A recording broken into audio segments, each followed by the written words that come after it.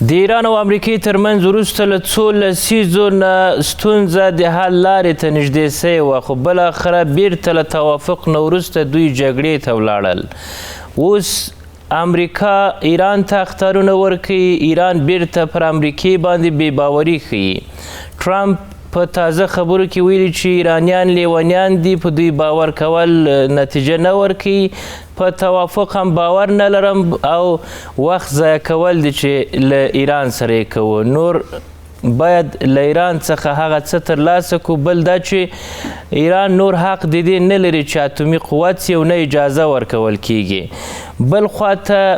امریکا پر وړاندې بیا ایران هم همدغه دریځ لري چې پر امریکې باید باور ونسي. موږ د امریکې هر قدم ته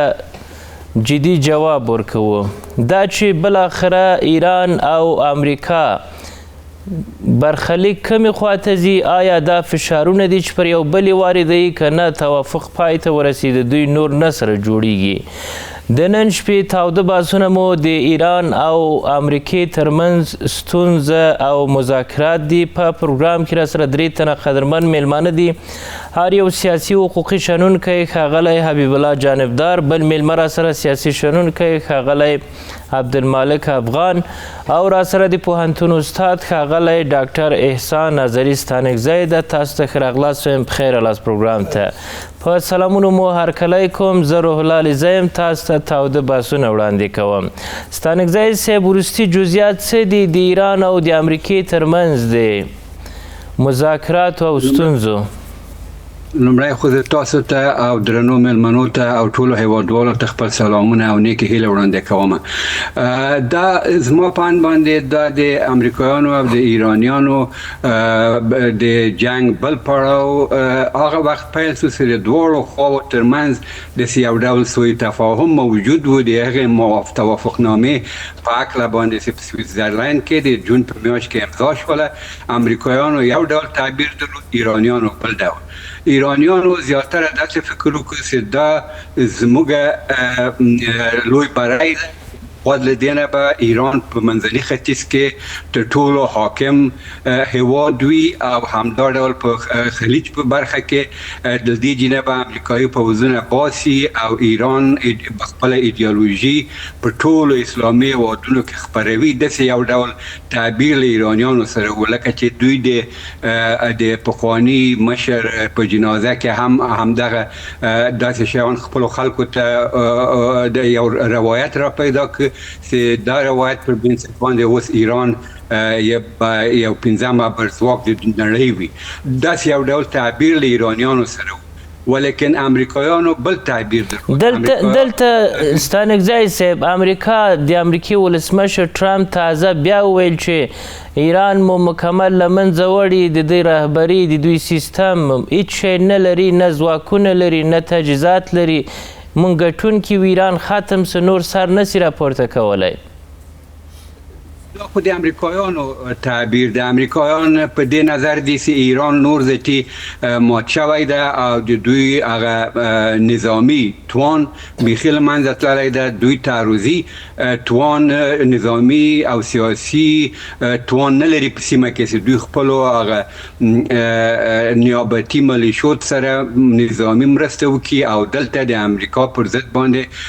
دلته خپل موازی ټینګې کړي. دا د امریکایانو نو همدغه یعنې د دواړو خواوو نه هغه د سرو کرښو په اصطلاح سره د دوی آزموینه وه چې څنګه یې وازمویو. ایرانیانو لومړی کار دا وکړي چې په د هرمز په تنګي کې دوی د څو نفت کشو بیړیو باندې یرغل وکړه. په دې بیړیو کې د سعودي عربستان هم وي او همداراز د قطر هم وي. نو داسې وشو، دلته امریکایانو په دوی باندې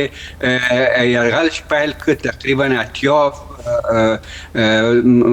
اهداف تر لاندې ونیول. د ایران هغه سیمې چې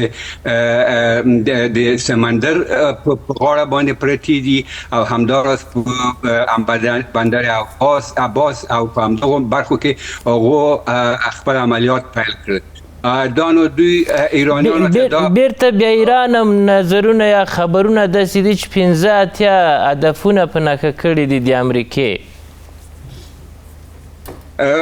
دوی بیا داسې کړي دي چې ایرانیانو هم دا اعلان وکړي چې موږ خپل د غچ اخیستنې عملیات پیل کړل، زیاتره په بحرین او په کویت کې هغه عادي چې امریکایان د خپل نظامی قوتونو لپاره کاروي، په هغه باندې موږ 15 یا بریدونه کړي دي چې په دیو کې 8 که 9 عادي بيخي نو دا د دوړو خواو اعلانونه د سیاو پر ضد باندې کوي. نو زما په ان باندې دلته د سیاو حالت راغلی دی چې کله جنگ او کله سوله، زه فکر کوم وسم دوړو خواو هغه ډیپلوماټیک دهلیز ډیپلوماټیک چینلونه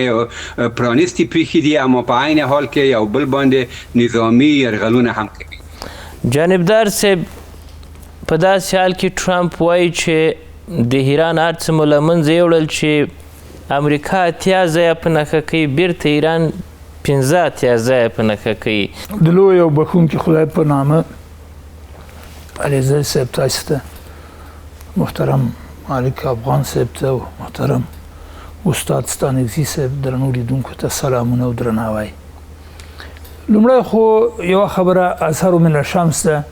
چې امریکا هغه خپلو موخو ته ونه رسېده په دې سیمه کې. دوی د رژیم چینج هیله درلودله په شمول د اسرائیلو، دوی ونه توانېدل چې دننه په ایران کې داخلي عنصر ته بنسټیز بدلون ورکړي. دویمه خبره دا ده چې دوی د هرمز د تنګي د امنیت په اړه او د خلاصون په اړه ډېرې باټې ولافې ووهلې، ولې هغه توانمندي یې ونه لرله. او همداشان په سیمه کې د خپلو متحدینو د امنیت د تضمین لافې له ډېرې پخوا وهلې، ولې د هغو د امنیت دپاره هم یو خوندي طریقه یا د کار سیستم هغه معرفي نسو کړی یا عملي نسو کړی. نو بنان امریکا خو په عموم کې په خپلو اهدافو کې پاتې راغلي، او اوس دوی بیا غواړي چې هماغه د خراب و تراب په شکل باندې جګړې ته ادامه ورکړي. د ناټو په غونډه کې څو مسایل ټرمپ وړاندې کړل. یو له هغه موضوعاتو څخه دا و چې په افتخار سره وایي چې زه وم چې نړۍ مې له جنایاتو، نړۍ مې له بشري نقض څخه راخلاص کړه، له ما څخه باید نړیوال یا په نړۍ کې ټول خلک خوشحاله وي. اول خو دا ده چې دا انسان چې ده اشرف المخلوقات، ولقد کرمنا بني آدم ویلی. دا موږ نه وایو چې دا کافر ده، مسلمان ده، هندو ده، عیسوی ده، یهود، هر څوک چې ده انسان هغه انساني کرامت باید ولري، او اخلاق د انساني کرامت برخه جوړوي او د هغې د رعایت او د تبارز وسیله کیږي. نو کله چې یو ډیپلومات، یو مشر د هیواد، حتی یو عادي سړی غواړي له چا سره ولو که په جګړه کې، داسې الفاظ او کلمات باید وکاروي چې هغه عمومي بشري اخلاق ومني، د منلو وړ ورسره وي. دا سړی رواني مشکل لري، زه فکر کوم، ځکه دی په رسمي مجالسو کې داسې کلمات کاروي چې حتی په د کوڅې هلکان هغسې الفاظ نه استعمالوي. نړۍ له بشري ضد کړنو له جنایاتو خلاص کړی که نه؟ نو دا خو تاسو ته بهتره معلومه ده چې نړۍ په جنایاتو ولړله، نړۍ په جګړو سره مبتلا کړه. اوس هلته د ګرینلینډ ادعای لري چې چېرته یې خوښه وي په هغو سیمو باندې دی ادعا کوي. په کیوبا کې همداسې یو حالت مطرح کړی به، په اروپا کې په همدې ترتیب سره په منځني ختیځ کې دته فقط اما خپل تجارتي منفعتونه چې څنګه پکې دی راوړل سوی دی، خپل یو کرکټر ده، د یو معین شرایطو محصول ده. نو هغسې یوه محاسبه کوي، د یو ډیپلومات، د یو مشر، د یو رهبر، د یو رئیس جمهور له موقف نه د ده خبرې، د ده کړنې، د ده استدلال هیڅ نه ارزول کېدلی شي، ځکه چې دی د کوڅې په سطح باندې برخورد کوي د ټولو مواردو سره او له نړۍ سره، او دا خطرناکه ده. دا چې وایي ایران مې له منځه وړی مکمل، بیا بیرته 5 زیات ځایونه ایران په نښه کوي د دې پر ضد، دا څنګه له منځه وړل دي؟ نو دا خو داسې وایي چې که ایران یو عملیات ترسره کوي، زه به 100 چنده جواب ورکړم. دا سهار ما دا خبر ولوست، د دې په خبرو کې دا راغلي چې یعنی د دوی عکس العمل به 100 چنده خطرناکه او تخریب کوونکی واوسي خو دا خو د معمولي باټې دي چې وایي سهار یو څه وایي مازدیګر بل څه وایي خو لیکن ایران ته هم لازمه ده چې دوی د خپل دښمن سره د دښمن اخلاق او رویه او میتودونه استعمال نه کوه دوی د خپل هماغه اسلامي اصولو ته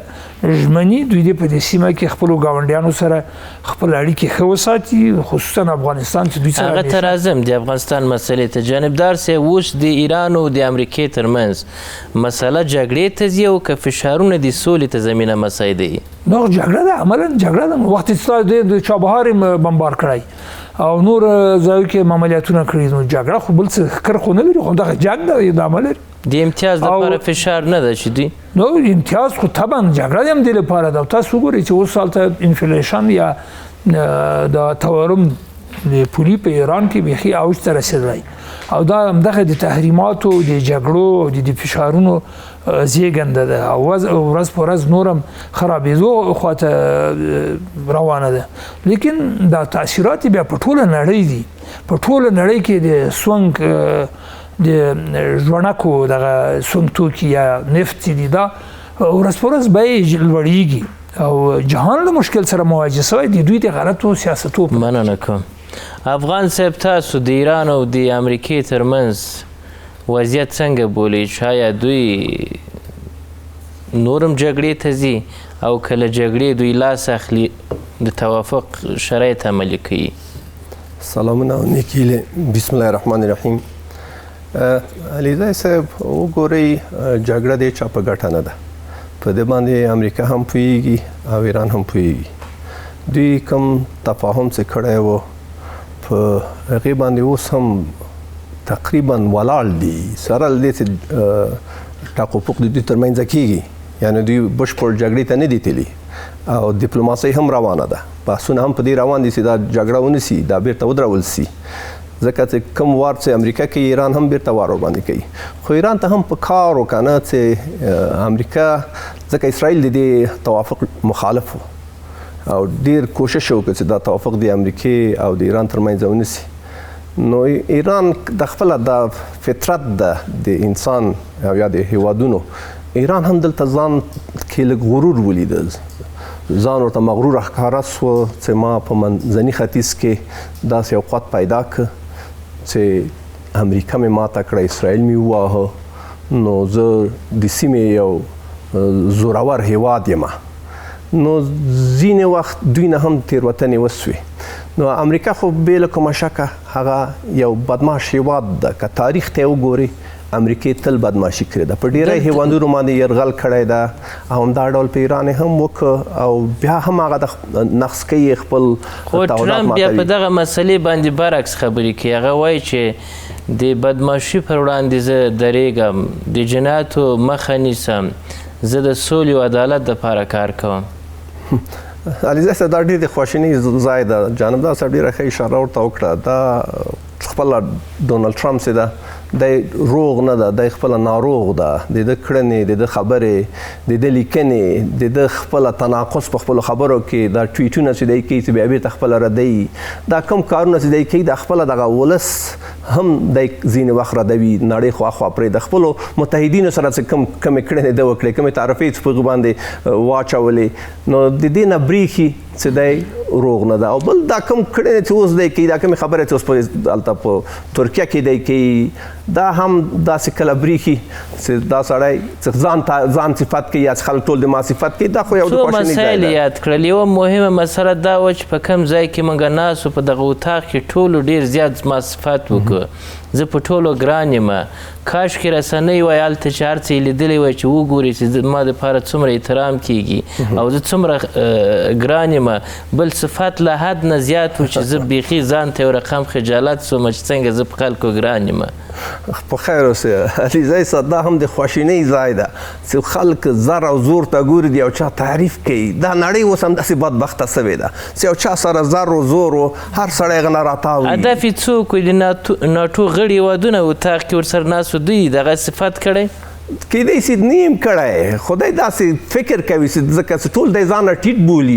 ډېر په ټیټه سترګه نورو ته ګوري دی ډېر مغروره ده دی ډېر کبرجن ده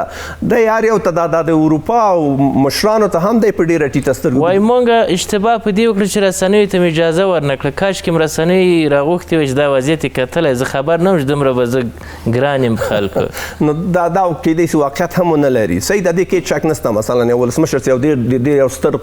زبرځواک ولسمشر راځي په هغه هېواد کې هم ډېر قدر و عزت ورته کېږي لکه اردوغان ته چې موږ وګورو ډېر ورته په احترام سره درناوی ورته ښه راغلاست ورته ویلې همدا ډول خپله دا نو هېوادونو مشران هم د سره ډېر ښه پر مخ ځي یعنې ده ته د قدر و عزت کوي ځکه دی خو خوله کې مرام ده کوي هم نه کوي هماغه مجلس کې دی هم بیا به کوي له بده مرغه ځکه ده کې دغه سړیتوب نشته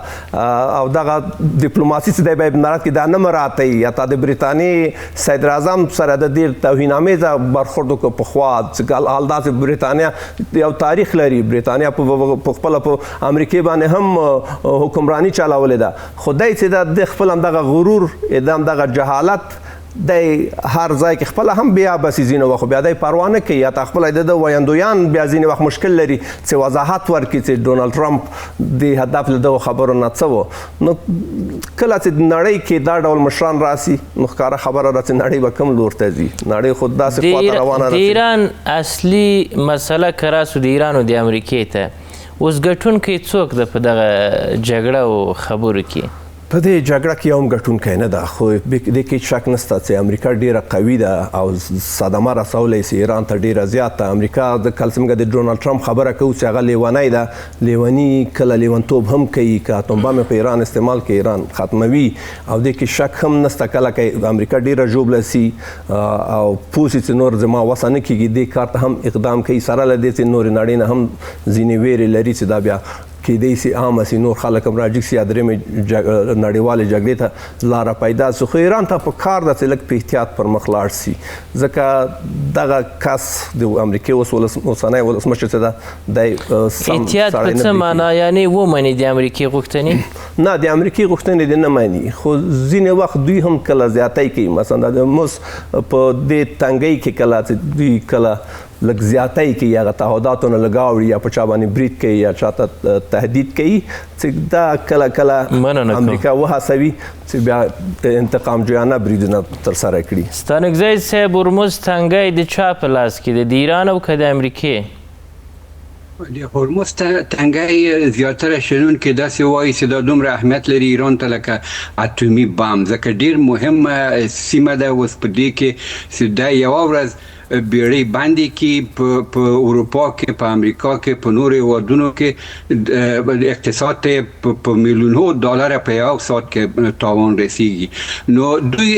په فعلا خو همدغه د دوی د توافقاتو په تعبیر کې همدغه مشکل موجود و ځکه ایرانیانو داسې فکر وکړي چې اوس نو د هرمز تنګی زموږ سو چې هره بیړۍ له دې لارې نه تېرېږي که راځي او بیا ځي نو دا باید د ایران تعامل کولو نه وروسته چې موږ اجازه ورکړو دوی حرکت کوي او حتی دوی مالیات به هم پې وضع کړي نو دا د ټولې نړۍ لپاره یو ډېر لوی ګواښ ده ځکه دا د هرمز تنګي ستانکزی صاحب هرمز تنګی د ایران او که د امریکې په لاس کې ده فعلا تر خلاصې کې اوس بیرته امریکایانو هغه خپل تعذیرات بیرته په ایران باندې وضع کړي چې دوی خپل نفت هم ټرمپ وایي چې هرمز تنګی زما په لاس کې ده ایران وایي چې زموږ په لاس کې ده نو د همدغه مهمه غوټه ده د دواړو ترمنځ باندې امریکایان دلته ستراتیژیوپولیټیکي ګټې لري دلته حیاتي سیمه د دوی د ګټو ده او همدا ډول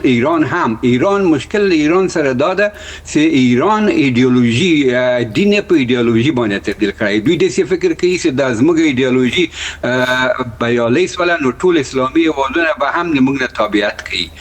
مثلا دوی اوس د زیاتره مثلا دوی په بحرین او په کویت باندې تعرض وکړ په نورو هیوادونو هم تعرض کړی ده، حتی په سعودي هم کړی ده. نو ایران هم داسې دوی داسې فکر وکړي چې موږ نړیوال قدرت سو. په داسې حال کې دا نه ده. دلته منتها امریکایانو سره یو څه مشکلات پیدا سول، هغه د اسرائیل و، ځکه چې اسرائیل لاس هر ځای وي ټول مخالف دي، که مسلمان وي که غیر مسلمان وي، ځکه هغه ظالمان دي، هغه ډېر وحشي خلک دي، د هغو پر ضد باندې کیږي. نو همدغه علت چې په دغه ډاکټر صاحب، اسرائیل نتنیاهو وویل چې یو بل ته احترام لرو، زه او ټرمپ یا امریکا او اسرائیل، اما هر یو بیا خپلو ګټو ته ګورو. زموږ ګټه دا ده که چیرته هر څوک په ایران کې له موږ سره مخالفت وکړي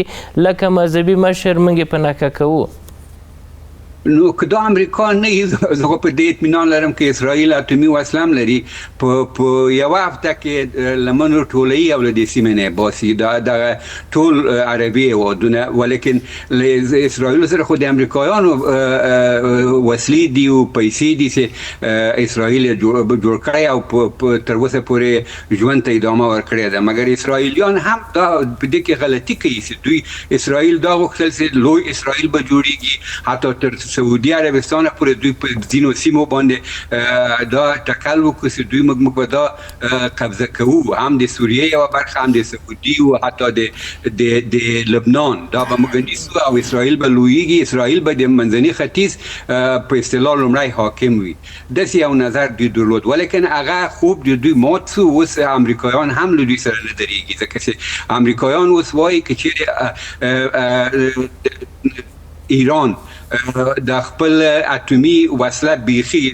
ضمانت ورکړي چې دوی بیخي نه جوړي، په آینده کې هم نه جوړي، اوس هم نه جوړي، او هغه 400 ګرامه غني شوي او بډای شوي یورانیم چې په اصفهان کې د غرونو په منځ کې اوس امریکایانو قید کړي دي، هغه هم باید ډاکټر صاحب، دلته ټرمپ وویل چې نور د اټومي مسلې موضوع ختمه ده، نور له دغه موضوع ایران خلاص سو، ایران اجازه نه لري، ایران یې نسي جوړولی، دغه مسله ختمه سو، نور د ایران قوت هم له منځه ولاړ. خو دلته ایرانیانو خپل روایت رامنځته کړ. دوی ویل چې نه، ایران یو لوی قدرت ده، ایران ډېر یو تاریخي هېواد ده چې 15,000 کلن دوی امپراتوریګان لري، نو دوی بیا په دې سیمه باندې قابض ول، در حالی کې چې ایرانیان هم ډېر نواقص لري. د دوی په منځ کې د ډېر بېګناه انسانان دوی وژلي دي. یو ګروپ وو دلته په کنفرانس کې پورته سو، یو کتاب راوویسته، وایي دغه ورونه راسئ د سړي مې امن نوم، د پلار نوم یې د کوم ځای و چې دا دوی وژلي 100,000 نفره، وایي زما دغه کتاب د راسئ وګورئ. نو د ایرانیانو هم یو په داخل کې هم داسې یو فشار لاندې دي، اقتصادي پلوه مثلا د دوی انفلاسیون اوس 3.5 سلنه پورته شوی ده، په داسې حال کې مخکې له جنګ نه 6 سلنه وه. نو دوی اقتصادي د دوی که مثلا نفت خرڅ نشي، دوی خو هیڅ شی هم نه لري، ټول دارایی نفت ده. نو زما په اند باندې دا غوټه اوږدیږي او دا جنګ زه فکر کوم چې تر ډېره به دوام ولري، ځکه چې تر هغو پورې هغه په سم صورت سره باندې غالب او مغلوب معلوم شوی نه وي. زه فکر کوم دا جنګ به دوام لري، کله به سوله وي، کله به مذاکرات وي او کله به جنګ وي. درنو لیدونکو، دمه لرو.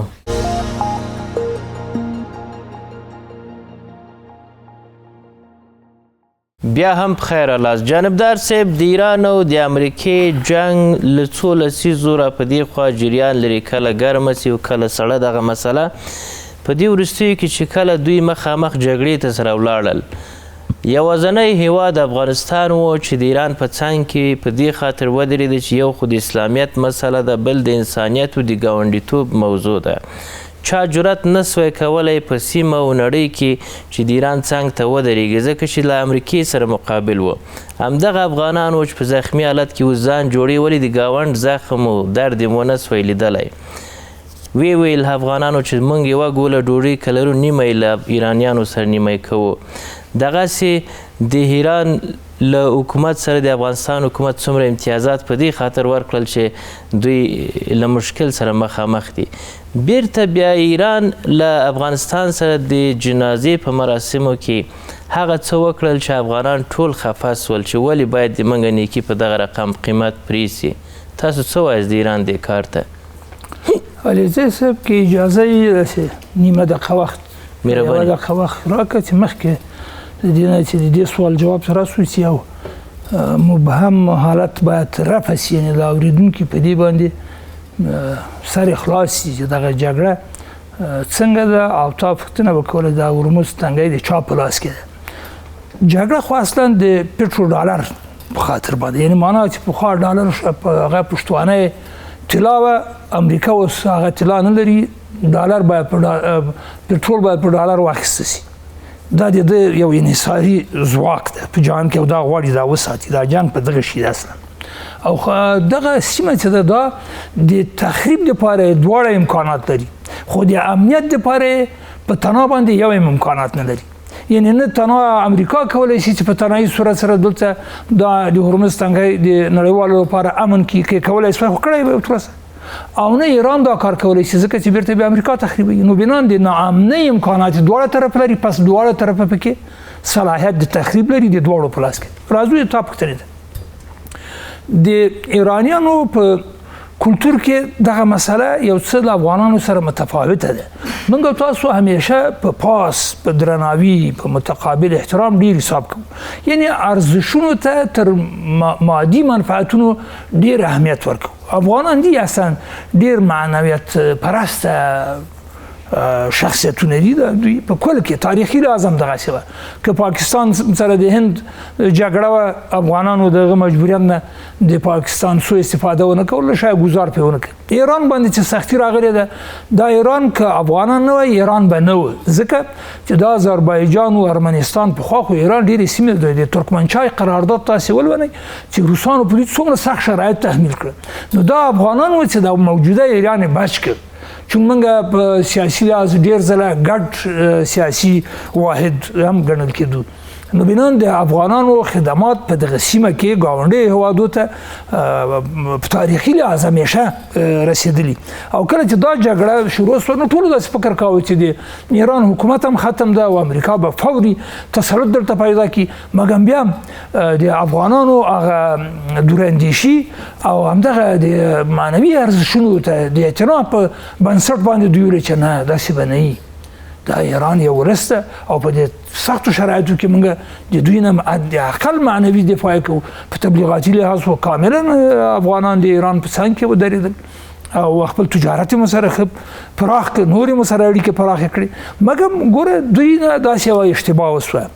چا جرأت کولی شوی په داسې حالت کې د ایران څنګ ته ودرېږي؟ دا خو افغاني جرأت ده. په نړۍ کې دا داسې نه چې موږ د دې دپاره چې افغانان یو باټ یو نه، خو دا خو تاریخ دا وایي، دا خو زموږ خبره نه ده. مګر د دوی په ډیپلوماسي کې یوه غلطي ورنه یو ساه وسوه، کېدای شي دوی معذرت وغواړي یا علني نه غواړي د موږ خارجه وزارت سره په دې باندې وغږېږي او معذرت خواهي وکړي، ځکه چې ته کله یو حکومت سره حداقل که د جور نه دي د ډیفکټو بشپړ مناسبات خو لري او تقریبا د رسمیت پیژندنې په حد کې، نو څنګه کېدای شي چې ته بیا رسمي پروتوکول د هغه هیواد مخالفینو ته ورکړي؟ یعنې د جنازې په مراسمو کې دوی چې کوم عادي افراد په نوم د افغانستان د یو برخې د نمایندګانو رابللي وو، نو که هغه وایي خو بیا هم یو دلیل، خو عادي افراد دي که او خو نن نه د پارلمان غړي دي، نه وزیران دي، نه کوم سیاسي موقف لري، نه کوم نظامي ځواک لري، عادي افراد دي. مهاجر چېرته ګرځي او دا په لکونو افغانان مهاجر شته. نو دوی باید که دا رابللی هم باید د افغانستان د حکومت ذات ته هم اعتنا کړې وای، مشوره هم اخیستې وای، اجازه هم اخیستې وای. اوس د حل لار دا ده چې موږ دوی سره یعنې اړیکې غواړو، دوی سره ښه مناسبات غواړو، دوی باید معذرت خواهي وکړي او دا ډېره لویه اشتباه. مننه. تمه چی شو له ایران څخه په دغه قرباني چې افغانانو د ګاونډ په صفت د یو مسلمان هیواد په صفت دوی په وړاندې هغه خپل اوس نیت او همدردي وښودله، ایران باید څه کړی وای په دغه مراسمو کې چې ترسره سو؟ علیزی صاحب دا مراسم خو پرېږده، کله چې دوی ولیدل چې افغانان په دومره ټینګه دوی سره ودرېدل، حتی زموږ افغان کډوال چې په ایران کې دوی سره په مظاهرو کې ګډون وکړ، دوی سره لاریونو کې ووتل، دوی سره خطر ومانه، دوی سره اوږه په اوږه ولاړ وو. نو دومره زیاته قرباني هیڅوک بل چا لپاره نه ورکوي، خو افغانانو ورکړه، رسنیو نه یې ډېره قرباني ورکړه. ایران ته اول خو دا په کار و چې ایران په هغو ورځو کې چې ویې کتل چې افغانستان موږ سره دومره ټینګ ولاړ دی دستي باید اعلان کړی افغانستان حکومت په رسمیت پیژندلی وای دای باید دویم هیواد سوی وای د روسیې تر څنګه ویلی وای چې موږ افغانستان زموږ ورور ده او موږ سره په دومره سخته ورځ کې ودرېده دا د نورې نړۍ دښمني اخلي د امریکې په وړاندې څو خبره نشي کولی افغانستان جګیږي څرنګه ستاسو په خپلو خبرو کې اشاره وکړه چې زخمي افغانستان جګیږي ما سره ودرېږي ما باندې ننګ کوي په صفت د یو مسلمان ورور هم ژبې هم فرهنګه هم کلتوره ما سره ودرېږي نو زه خو دومره کولی شم دومره ځواني خو ما کې به وي چې زه دا په رسمیت وپېژنم دا خو دې ونه کړه په هر صورت بیا چې زه ته هلته بیا په دې تشریفاتو کې داسې خلک راغواړې او هغوی ته بیا دا خطاب کوي چې دا د مقاومت دي دا خپله د ډیپلوماسۍ خلاف و دا څه پیغام ورکوي چې کله دغسې یو اقدام ایران کوي دا پیغام ورکوي چې دا موږ ته بل غټ پیغام راکوي موږ ته دا پیغام راکوي چې افغانانو تاسو خپل منځ کې ځان ټینګ کړئ خپل افغانیت هم وساتئ خپل یو بل باندې حساب وکړئ په پردیو باندې دومره مه حسابوئ په پردیو باندې دومره ډېر قرباني مه ورکوئ مه ودرېږئ پردي تاسو سره دومره نه ودرېږي هغوی تاسو سره صادق نه دي تاسو سره یوازې خپل افغان دی صادق ده د خپل هیواد وګړی دی صادق ده هغه د هرې نظري خاوند سي هغه د تا ورور ده د تا خپل ده خو هغې نه چې اخوا اوړي هغه بیا د تا خپل نه دي دومره قرباني مه ورکوه د چا دپاره صحیح ده هغه ځینې مسؤلیتونه لري دیني او فرهنګي هغه ورکړه تر یوې حده پورې خو کله چې تا سره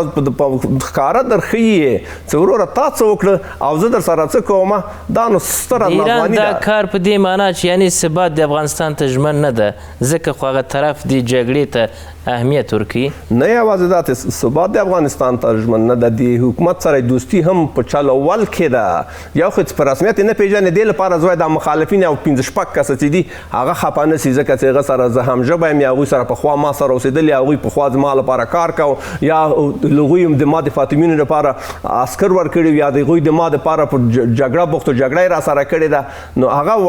وړې ډلې چې تر راولې هغه د ځان تر څنګ درې او دومره ستر ولس ستر ملت یو ستر اسلامي حکومت چې نه یوازې دا چې په خولې باندې تا لپاره قرباني ورکړه او د تا په څنګ کې ودرېده بلکې عملاً یې وښودله د تا مسافرین اتباع یې د تا له نورو هیوادونو را انتقال کړه خپل هیواد ته یې راوستل دا د ویزې قوانین یې چې په نظر کې ونه نیول په ډېرې خوشحالۍ سره یې راوستل او تا ایران ته یې در انتقال کړې تا هیواد ته دغه خو به هم په پام کې خپله د ایران خلکو ته څه کول پکار په دغه مسله کې چې خپل حکومت باید ملامت کړی وای چې تا ولې له هغه افغانستان سره داسې څه وکړل چې هغه په سخته کې د تا دپاره د تا په څنګ کې ودرېدل بالکل ملت خو به کېدی چې خپل غږ یې پورته کړی ملت به ورته ویلي او کاش کې لکه څرنګه چې جانبدار صاحب اشاره ورته وکړه که دا یو قوت وی یوه سیمه ورسره وی لکه زموږ د مجاهدینو په وخت کې چې بېلابېل ولایتونه بېلابېلو ډلو سره وو په هغه حالت کې کاره ډلې نه د یو مشر غوښتلی چې تا د فلانۍ سیمې ده دا د فلانۍ سیمې کنټرول ورسره ده دوی مې دې لپاره راوغوښتل او ته داسې یو حکومت چې مکمله بشپړه جغرافیه یې په لاس کې او خدمات خپل هیواد ته وړاندې کوي وګړي ورڅخه راضي وي او د ګاونډیان هم ورڅخه خوشحاله وي او بالخصوص تا ته ایرانه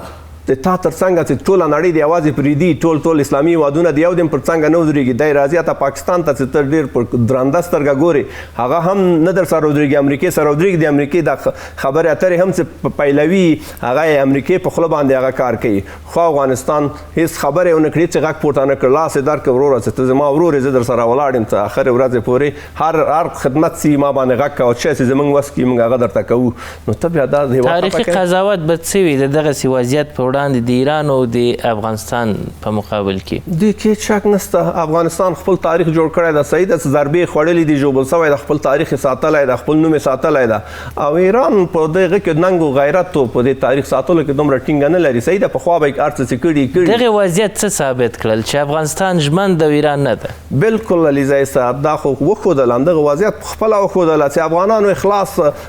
اخلاص صمیمیت دوستۍ ته وګوره او ایران ته وګوره نو دا خپله دا تاریخ دغه اوس شرایط هم ښیي چې افغانستان څه ډول هیواد ده او ایران څه ډول ده ستانکزی صاحب د امریکې او د ایران مسله بیا د ناټو په غونډه کې د ټرمپ خبرې دغه مسله چې کله د ایران او د امریکې رامنځته کیږي بیا ټرمپ په افتخار سره وایي چې زه وم چې ما د امریکې دپاره اعتبار ورکړه، حتی تر دې پورې چې زه دومره محبوب یم په امریکا کې چې 3 ځلې ما انتخابات وګټل، ما امریکایانو ته تر بل هر وخت خوشحالي زیاته نن ورکړې ده. یو خو د ټرمپ شخصي ځانګړنه ده، یعنی د ده هغه کرکټر چې د ټرمپ داسې یو عادت لري چې هر چېرته حتی یو خدمتګار نه نیولې تر صدر اعظمه تر جمهور رئیس تر پادشاه پورې د توهین کړي دي. هر څوک چې د سره مخاطب شوی ده هغه توهین کړی ده. اوس دا وګورئ په د انقره کې چې دلته د فرانسې استازي جمهور رئیس ناستو، د انګلستان ناستو، د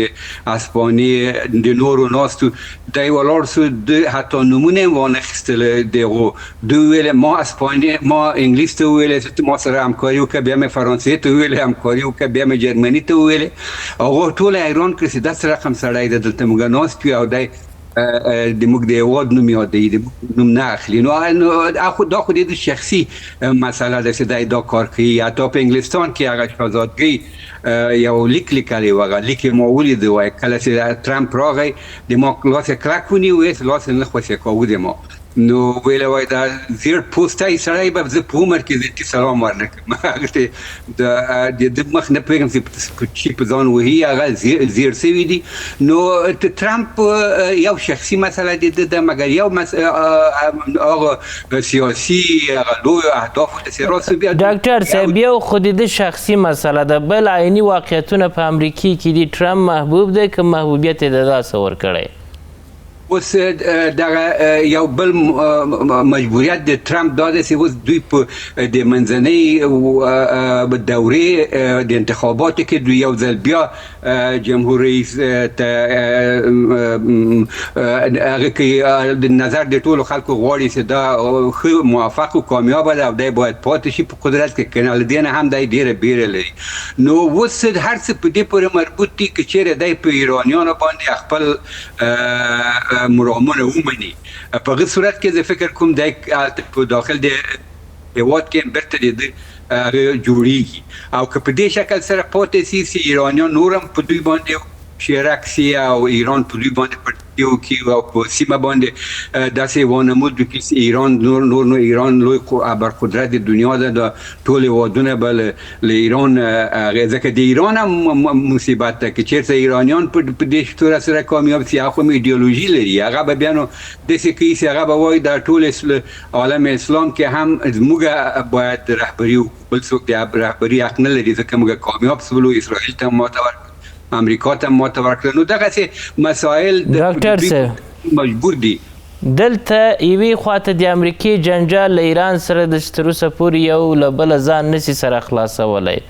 اما تازه بیا وایي چې کمونیزم یا کمونستان ډېر بد خلک دي، دوی ظالمان دي، دوی کتاب نه لري. هدف یې له دغه مسلې څوک ده؟ آیا امریکا غواړي له نورو سره په جنجال اخته کړي که څنګه؟ دا یو ویره د کمونیزم او سوسیالیزم اوس بیا په لویدیځ کې را پیدا شوې ده، په ټول لویدیځ کې، ځکه چې ځینې مشران د پانګوال نظامونه چې دي په امریکا کې په اروپا کې دوی بیا ویره لري چې بیا سوسیالیزم سر راپورته نه کړي ځکه دا بې عدالتیانې چې وویني، دا ظلمونه چې وویني چې تنها د ټرمپ په کورنۍ مثلا 1.5 میلیارد ډالر ګټه کړې ده په دغه څه وخت چې د قدرت راځي، حتی 600 میلیونه ډالر د پاکستان په وساطت باندې د کریپټو کرنسي چې دوی ورته وایي. نو امریکایان یو ډار لري چې بیا سوسیالیزم او کمونیزم بیا سر راپورته نه کړي چې د موږ د دهقان او د کارګر طرفدار یو، نو د سرمایه‌داران منځ دغه یو رقم دار ما د اروپایي مطبوعات او د امریکا مطبوعات سره د داسې مقالې ما لوستي دي. نو زه فکر کوم چې د ټرمپ خبرو ته باید سړی غوږ ونه نیسي، اما هغه څه چې دی عمل کوي زه فکر کوم دلته ایرانیان په دوامداره توګه د امریکا سره جنگ د اوږد جنگ چې کلونه دوام وکړي، زه فکر کوم دوی نه لري هغه توان. درنو لیدونکو دمه لرو.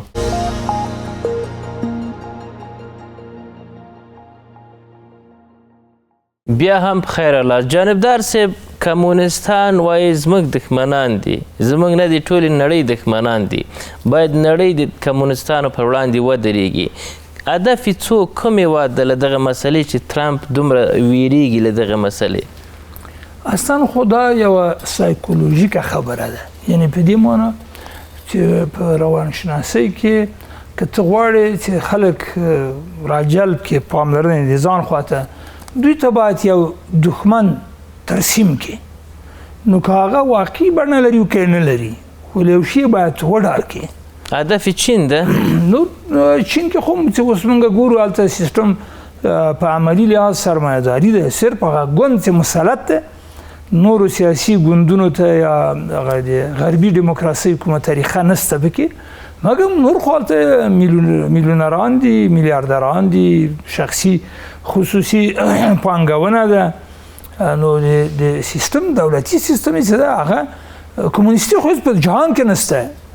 این هغه سوشلیزم هم چې موږ وایو په چین کې په هغه رقم نه ده څنګه چې په کتابونو کې دوی معرفي کاوه یا ماو چې کومه ادعا کوله. ولې صحیح ده چې پارټۍ بیرغ سور ده او خبرې د ماو یا د راوروسته نورو رهبرانو. روسیې ته دا خبره څومره راجع کېږي د ټرمپ؟ نو روسیه خو کاملا یو مذهبي تقریبا هېواد ده. اوس خو هلته د پاپ خبره ده، د عیسویت خبره. تاسو پوتین ګورئ چې کلیسا ته ځي او د کلیسا د خپل پاپ دعاګانې اخلي او هغه ځای کې سرمایه‌داري ده. وایي کتاب نه لري. مخاطب یې څوک ده د دې مسلې چې په اوس وخت کې دی غواړي؟ دی غواړي یو مبهم حالت ته دا خلک یوسي او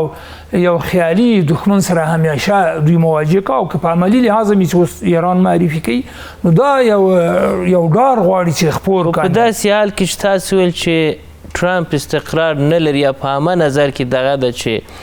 ټرمپ نه استقرار لري نه په هغه څه کوي چې خلک باور پرې وکړي. کله چې وضعیت د ټرمپ داسې په دا خبرې خلک منسجم کوي که د ځان پر وړاندې دروي؟ دا خو د خپل امریکا د یوې برخې خلکو ملاتړ له ځان سره لري، که نه درلودی نو نه رئیس جمهور کېده. او ثروتمند سړی دی. نو په سرمایه‌داري ټولنو کې خصوصا روانشناسي او سایکولوژي داسې ده چې هغه څوک چې میلیاردر ده، هغه څوک چې میلیونر ده، هغه د شخصیت له لحاظه او د سړیتوب له لحاظه له نورو ځان پورته ګڼي. یعنی دا د غلامۍ یو پرمختللی حالت ده چې نورو انسانانو ته په ټیټه سترګه ګوره او ته د لپاره چې سرمایه‌دار یې ثروتمند دی نو ځان له نورو نه برتره ګڼي. او دا انساني نه ده، عادلانه نه ده، او دا جهان داسې نشي چلېدلی. نه سوله په دغه رقم ساتل کېدلی شي، نه عدالت په دې رقم تامینېدلی شي. باید هم د اقتصاد په برخه کې عدالت رامنځته شي او هم نړیوال حقوق رعایت شي. ځکه موږ خو په دې مځکه کوره کې د یو لړ بینالمللي قواعدو په چوکاټ کې ژوند کوو. که هغه رعایت نه شي نو بیا خو د ځنګله حالت ده او هر څوک چې زورور ده او هر ظلم چې کوي به. نو بنان د ټرمپ دریځ چې ده دا د ننګولو وړ ده او دا دوام نشي پیدا کولی او ولسونه بالاخره راویښېږي. دا اوس تاسو وګورئ په سان فرانسیسکو یا کالیفورنیا په هغه کې ایالت کې دوی خلک په هغه کې باکس دا د لکه د یخچال قوطي یا د ځینو اشیاو کوڅو کې شپه تېروي او د ټرینونو په ایستګاو کې په سلهاو خلک پراته وي.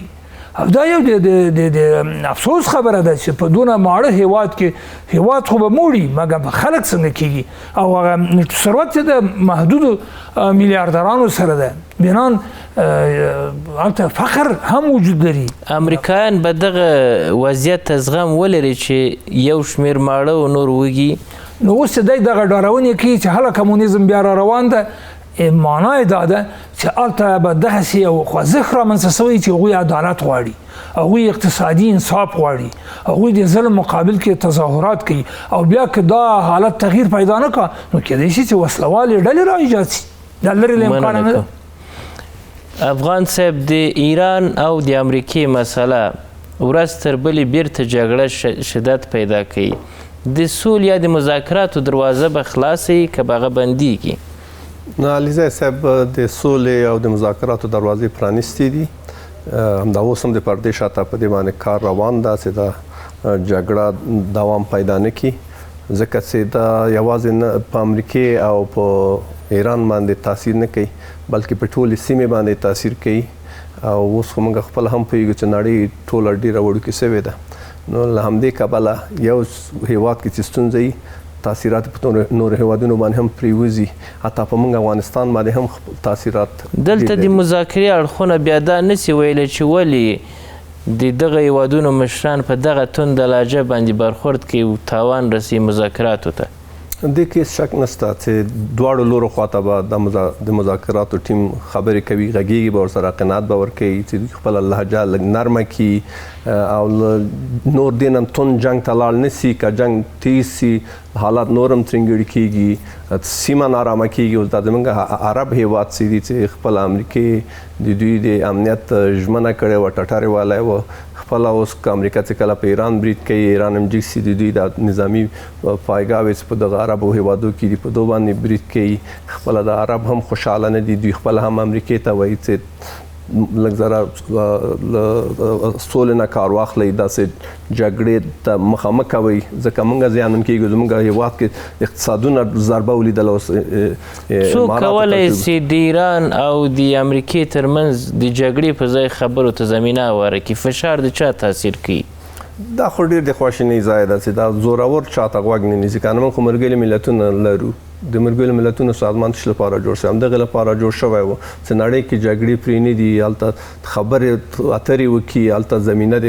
مذاکراتو مساعده کړي. دا جګړې ته باید هېڅ وخت ورنه کړي. خو هغه یو ډېره بېغاښه او ضعیفه او بیکاره اداره دلته پرته ده. هغه هم د امریکې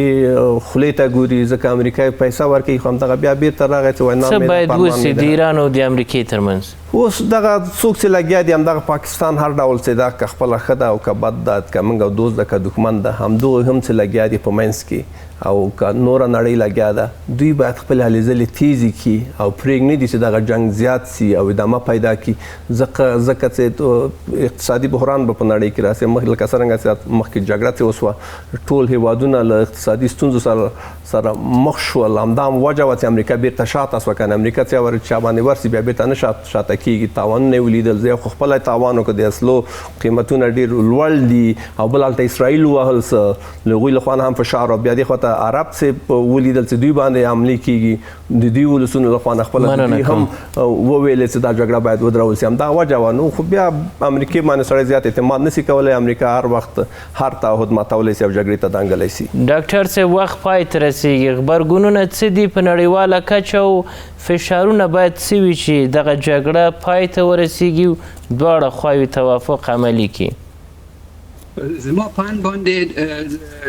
دا تر هغو پورې د لویه جیوپولیټیکي مسله ده، تر هغو چې د لویو قدرتونو د کوچنیو قدرتونو ترمنځ باندې توازن نه ثابت شوی. زه فکر کوم چې دا جنگ به دوام لري، ځکه چې زیاتره شنونکي دا وایي چې امریکایان دا جنگ په همدې شکل سره ساتي، ځکه چې په دې شکل یې که وساتي ایران وهلی شي، ځکه چې ایران باندې کې اقتصادي مشکلات د اوږد مدت لپاره راسي. دوی خپل تیل خرڅ نشي کړای، دوی خپل تولید له منځه لاړ شي. نو دلته ایران خود په خوده سقوط کوي او بل داخل نه هم ایران چندان په پوست پاک نه ده، ځکه چې ډېر مخالفین لري، ډېر مخالفین دوی وزلي دي. د دوی اعدام د دوی هغه ډېر لوی مشهور نوم د ایرانیانو اعدام ده، فقط یو سړی باید اعدام کړي. نو دوی هم داسې مننه کوم. جانبدار صاحب، جګړه دوام پیدا کوي که ختمیږي د ایران او د امریکې ترمنځ؟ جګړې خو تر څو پورې چې دا د پټرو ډالر تسلط د غربي